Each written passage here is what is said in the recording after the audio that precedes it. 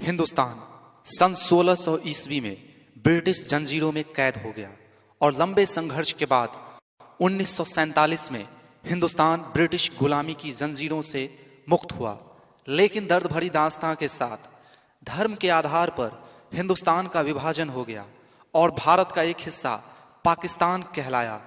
हालांकि धर्म के आधार पर विभाजित देश पाकिस्तान के भी दो टुकड़े हुए और 21 मार्च 1972 को बांग्लादेश का उदय हुआ और इस बात ने धर्म के आधार पर दो राष्ट्र की कल्पना को झुठला दिया। इतना कुछ होने के बाद भी पाकिस्तान ने धर्म अंततः और धार्मिक भेदभाव पर आधारित अपने समाज और राष्ट्र को कायम दायम रखा और वहां पर अल्पसंख्यक समुदाय जिसमें हिंदू, सिख, ईसाई और शिया समुदाय के लोगों को दूसरे दर्जे के नागरिक का दर्जा दिया गया। इस तरह ये समुदाय पाकिस्तान की आर्थिक नीतियों के लाभ और जीवन के सामान्य सुरक्षा के आधारभूत सुविधाओं से दूर रखे गए। हालात अल्पसंख्यकों के लिए इस कदर बिगड़ने दिए गए कि जीवन निर्वाह ही अत्यंत कठिन हो गया, क्योंकि इनको जीवन यापन के संसाधनों से वंचित रखा गया। कठिनाइयां इतनी बढ़ गईं कि आजादी के 62 साल बाद ये लोग यहाँ पलायन करने पे मजबूर हो गए। नहीं, हम तो बहुत दिनों से वहाँ से निकलने की कर रहे थे कि हम भारत चले जाएं, क्योंकि वहाँ पे बहुत दुख है हमें। वो तो सारी दुनिया को पता है कि हिंदुओं के साथ वहाँ क्या हो रहा है।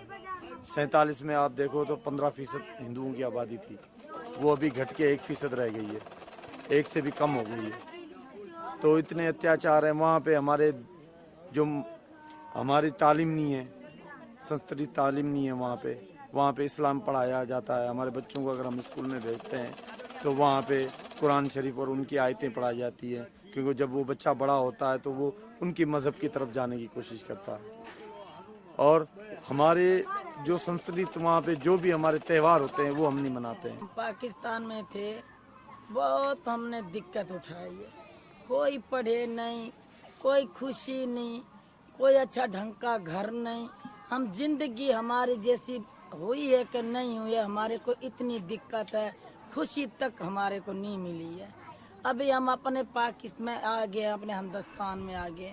इधर पे हमारे को ढंग की खुशी नहीं मिल रही है, हमारे को बहुत इधर पे दिक्कत हो रही है। इधर पे हमारे को खुशी नहीं, दूसरी औरतों की तरह हम रह नहीं सक रहे। इधर पे हमारे बच्चे वही गंदगी में, हम वही गंदगी में। कोई ढंग का घर नहीं, कोई ढंग का सुई गैस नहीं, कोई ढंग का हमारे लिए तकलीफ है। बस दूसरी औरतों की तरह हम रह नहीं सक रहे।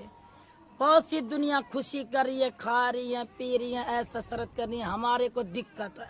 पाकिस्तान में तो उन लोगों की है दुनिया, हमारी दुनिया तो उधर है ही नहीं। वो दुनिया हिंदू मुसलमानों की है, हिंदू की तो दुनिया नहीं। तो हमारे को उधर खुशी दिखाए, उनकी औरतें खाती पीती। हम तो ऐसे दिक्कत में थे, किधर जाते थे तो ढंग के नहीं जाते थे। उधर की दुनिया हमारे को बोलते हैं काफर है, हिंदू है, तुम अपने हिंदुओं में जाओ। हमारे को हाथ में पानी बोकी में देते थे और हमारा कोई बर्तन नहीं था। हमारे को कोई जाते थे, हमारे बच्चे तकलीफ में थे, अच्छा खाना पीना हमारे लिए नहीं देते थे। ऐसे जाते, छुप के जाते थे, ऐसे छुप के आ जाते थे। अपना ये संदूर नहीं भर रहे थे, ये बिंदी नहीं लगा रहे थे। वो सब दुनिया इन लोगों की, हमारी नहीं है। उधर हमारे को बहुत दिक्कत। हमारा नौजवान बेटा मर गया, हमारा बेटे की लाश तक इन लोगों ने नहीं दिखाई हमारे को। मैं हूँ यहाँ दिल्ली में रोहिणी ज़िले में सेक्टर 11 में, जहाँ से पाकिस्तानी माइग्रेंट्स आए थे 3 साल पहले अपनी इज्जत के लिए, पढ़ाई के लिए, पैसे रोज़गार के लिए, खुशी के लिए, जो उन्हें पाकिस्तान में नहीं मिल पाती थी।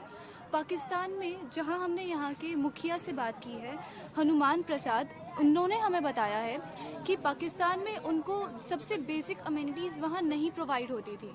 उनको वहाँ पढ़ाई के लिए, बच्चों के लिए कुरान जो है वहाँ पढ़ाते थे, और जो यहाँ हिंदू बच्चे हैं उनके लिए एक्सेप्टेबल नहीं था।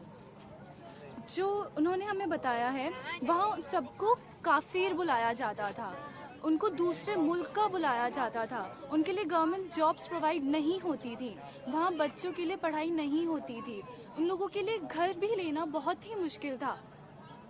हमने जहाँ ये देखा है कि यहाँ के जो वृद्ध हिंदुस्तान आ चुके हैं, अपने मुल्क आ चुके हैं, हिंदुओं के बीच, हमारे बीच हैं, लेकिन उनको अभी भी वो बेसिक कम्युनिटीज़ प्रोवाइड नहीं हुई हैं।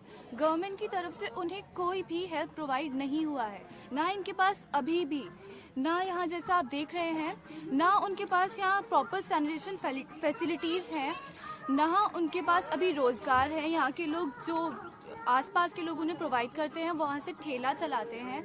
बच्चे स्कूल जाते हैं, उनको गवर्नमेंट स्कूल भेजा जाता है जहाँ उनको स्कॉलरशिप मिलती है पढ़ाई के लिए, लेकिन उनके पास अभी पहनने के लिए कपड़े तक नहीं हैं। बच्चे फटे हुए कपड़े पहनते हैं। और यहाँ की औरतें यहाँ सिलाई बुनाई करके अपना रोज़गार चला लेती हैं। यहाँ अभी जैसा हमने बात की है, 2 लड़कियों की शादी है अभी 4 तारीख को, लेकिन उसके लिए भी यहाँ कुछ भी प्रोवाइडेड इनफैक्ट नहीं है।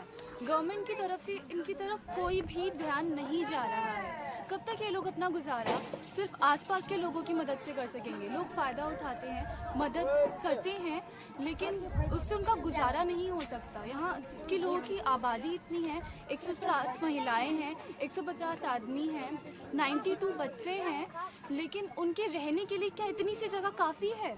यहाँ के घर हैं, देखिए कैसे झोपड़ी में रह रहे हैं, सर्दियाँ आ रही हैं, इनके पास कुछ नहीं है रहने के लिए। ना इनके पास ब्लैंकेट्स हैं, ना इनके पास छत है सर पे, और ना पीने के लिए पानी है, ना प्रॉपर खाना है, ना प्रॉपर सैनिटेशन फैसिलिटीज़ हैं, ना इनकी यहाँ कोई देख सकता है इनको, यहाँ इनको बीमारियाँ हो सकती हैं।